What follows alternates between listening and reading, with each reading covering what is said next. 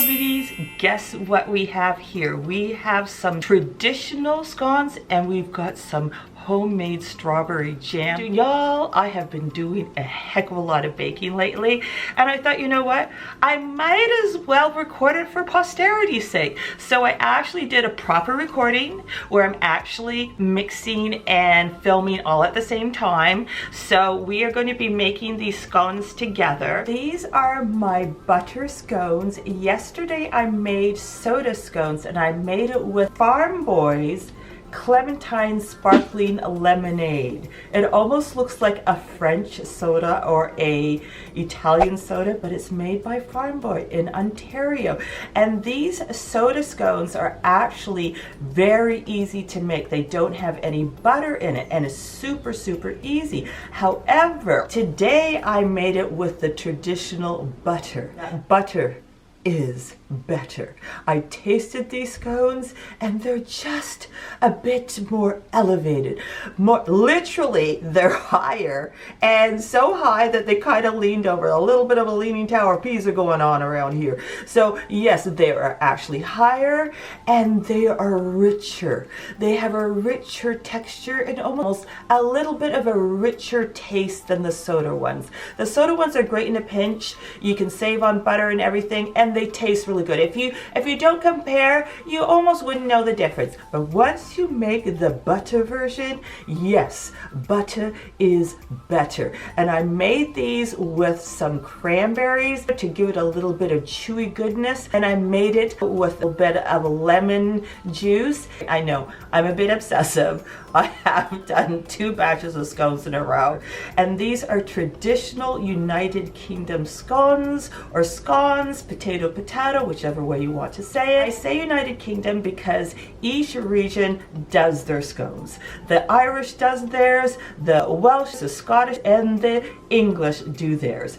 And they're all beautiful traditional scones. Everybody wants to perfect the rise of the scones. So if you want to, the first tip is to use butter.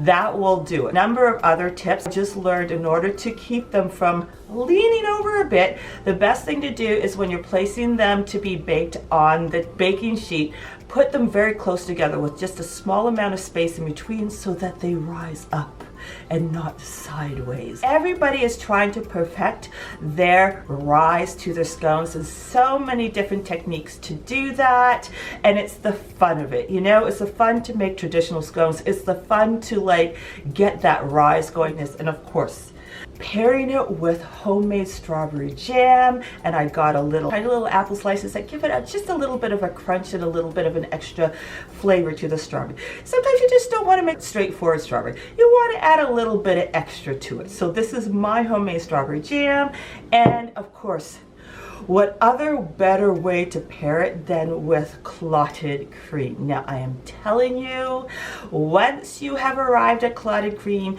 you cannot go back. Clotted cream is like the texture is in between butter and whipping cream, and the taste is divine. It is not sweet, but it has this beautiful, soft, caramelly goodness to it that gives it a feel of sweetness without it being sweet. And I'm telling you, it is dreamy. And yes, I am being very enthusiastic and emphatic about it because it is the real deal. I made a traditional version of it, and then you can whip it up afterwards, and it creates these amazing mounds. I'm going to invite you into my kitchen, so we're going to do a close-up, and you're going to come in close to see how I created this beautiful traditional United Kingdom scones. Before we get in, my back is killing me because I have to bend over, but it gives a more personable into the kitchen feel. So if you haven't already, subscribe to this channel to join the Glow fam.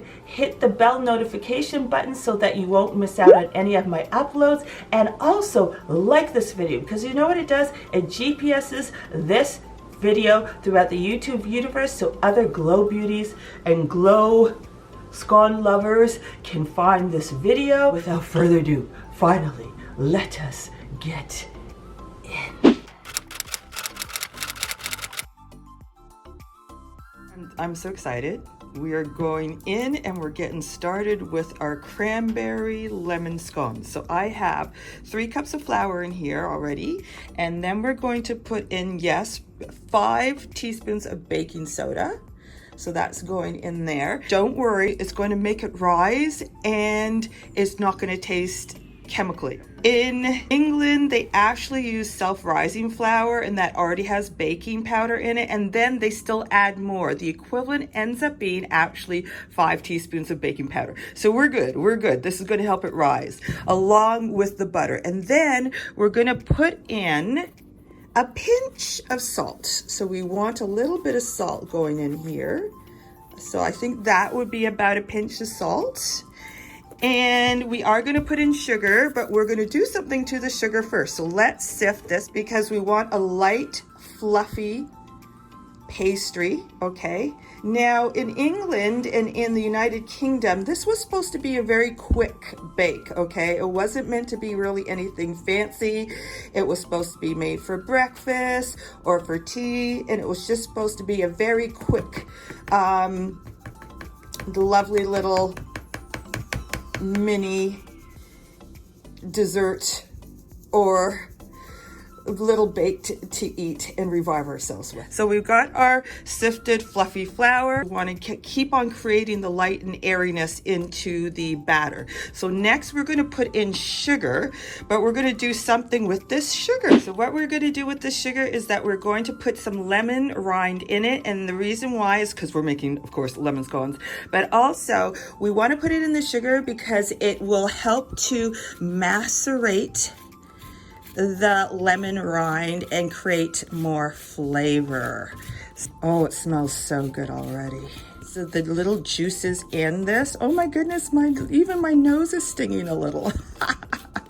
My nose is very sensitive. And it actually intensifies the flavor of the rind when you mix it in with the sugar for some reason, okay? I guess it's a kind of maceration process. And I've got 1/3 cup of sugar in here. You can use 3 tablespoons, but this is more equivalent to 4.5 tablespoons or 5 tablespoons. I like my scones a little bit sweeter, a touch sweeter, so you can notice the sweetness, but barely any. It's really not sweet, okay? But I find 3 tablespoons isn't enough for 3-cup flour scones. So here I am mixing up the lemon rind into the sugar to kind of macerate it a little bit. Just kind of wet up that sugar a little bit. Really smell that lemon. Oh my gosh, so nice, that refreshing zest. It almost tickles the nose. It literally does for me. So now we're gonna put this lemon zested sugar into the dry ingredients. Okay, let me see if I can get it out with some of this. Let's do it. I'm not wasting this macerated sugar and lemon rind. No way, no how. Excellent. So we're just gonna mix it up into the batter.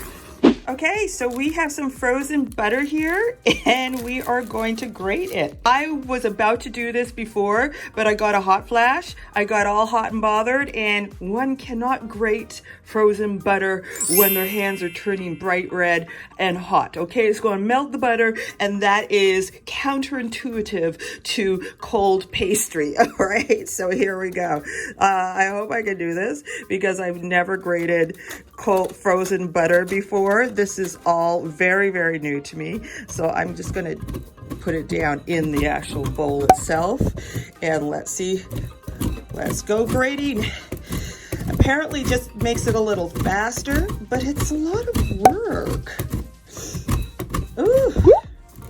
It's a lot of work getting the butter incorporated, because you want to get it incorporated in a manner where it's ends up being like breadcrumbs in the flour. So supposedly this is supposed to be a quicker avenue to that. Let's hope it is in the long run. My hands are cold. Maybe I should have done it with hot hands, because my hands are cold. I don't know whether I like this version. I think there's too much of an avenue for injury. I'm getting tired, you guys. Several bad puns later. What we're gonna do is then we gotta incorporate it into the flour mixture. And then we lift it up to keep on creating the air. You want that air going in there. And you're supposed to do this and twiddle it through your fingers. It's nice and tactile, you guys. Want it to be breadcrumbs. So I think we got the breadcrumbs. So we're ready for the cranberries. So here's the dried cranberries. So we're gonna incorporate that in there. These are kind of bigger. I got these from Bulk Barn and they're big and juicy. So these are gonna give a lovely juicy chew to these scones, which I'm very, very excited about. Mixing it all in there. What we're gonna do is going to create a little divot to put the wet ingredients in. We've got about 1/8 of a cup of lemon juice, and then we've got 1 cup of milk and an egg. I'm using leftover egg, so we're going to put most of it in, leaving a little bit behind because we don't want the mixture to be too wet, because we've got this. We've got the lemon juice and we've got some vanilla mixed in with that. Just mix it up a little bit this way. We want to incorporate it gently, so we're practically kind of folding it in. If we need some more, we will put more in. And we want to get from the bottom to the top. See how there's still a lot of dry ingredients over there? But we don't want to overwork the batter. I think I may have to put the rest of this in. There we go. That got the egg in there anyway. Here comes the sun. Is the sun coming out again? It's a funny day outside. It's not raining. The sun looks like it wants to come out, but doesn't quite make it. Okay, so I think this is time to use our hands. Get our hands all messy. Good. And then you're gonna see the magic of me trying to roll it out on this table when I don't have a rolling mat. This is a total experiment, you guys. I've never rolled it out on wax paper before, but we're gonna do our very best. So first we got to put a whole bunch of flour all over this, because I think the batter is just a little bit, the dough is just a little bit wet. So we want to kind of unwet it a little. Plunk out the dough. And we're not going to waste any of this. So let's get that in there.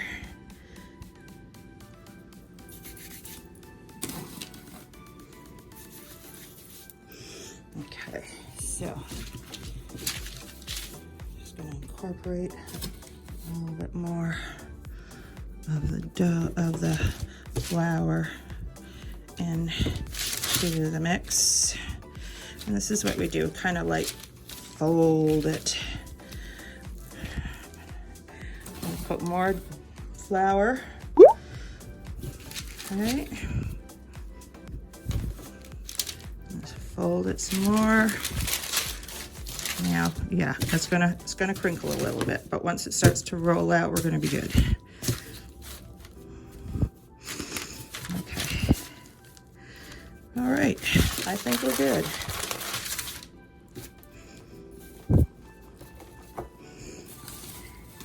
We're going to sprinkle the roller. We could press it with our hands, but you know what? It doesn't really make a difference. To me, I don't find it makes that much of a difference. So we're just going to roll it. And see, there we go. It's moving about. So.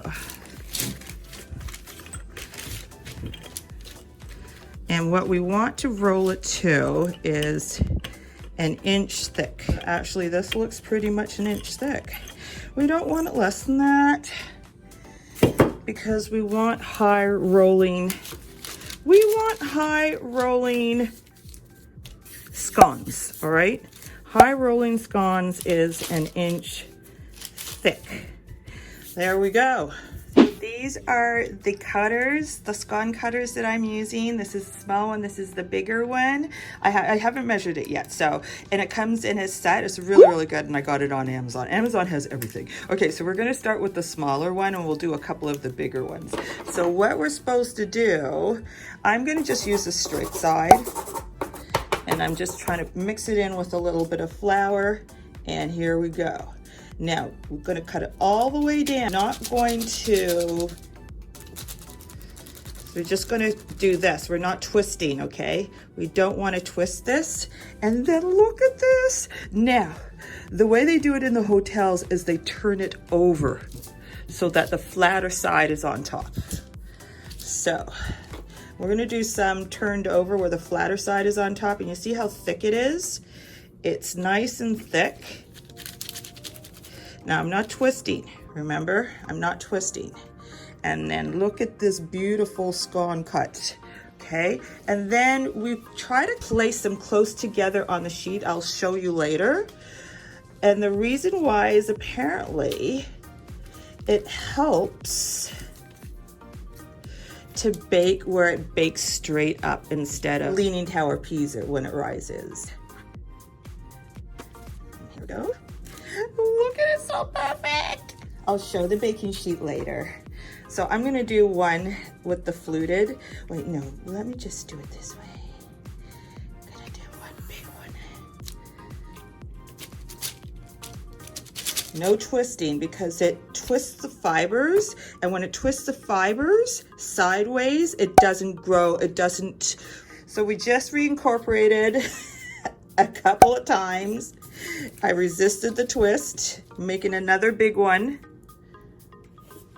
And we're gonna reincorporate it again, you guys. It's fine. If it ends up being a rustic one, who cares? We're good. And remember, try if you want high rise ones, you gotta keep it at an inch. You gotta keep it at an inch. There we go. Resist the twist. Okay, so we're making a heart. I hope it kind of looks like a heart. So this is our last. This is going to be our rustic scone in a heart shape. And this is what it looks like. So we got all our scones, and what we're going to do now is baste the scones, and then we're going to put it in the oven. This is my egg and milk mixture, mostly egg yolk and milk, a little bit of milk, and I got a touch of brown sugar in, just a touch, just for flavor. And then we're just going to try and just do the tops. I'm just going to baste the tops with this. It gives a nice little golden sheen to the biscuits. Apparently you're not supposed to have it fall down the sides, because apparently, you see, I'm telling you, it's an art form. We all want our scones to rise and all these different things. Don't let the egg yolk fall over the sides, because it may constrict the ability to the scones to rise.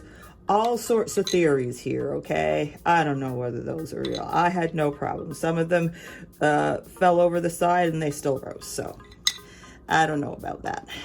But anyway, we want it to stay on top. That way you get that nice golden look to the top of the scones. Ready to go in the oven, y'all. Let's do it. They've been placed in the oven.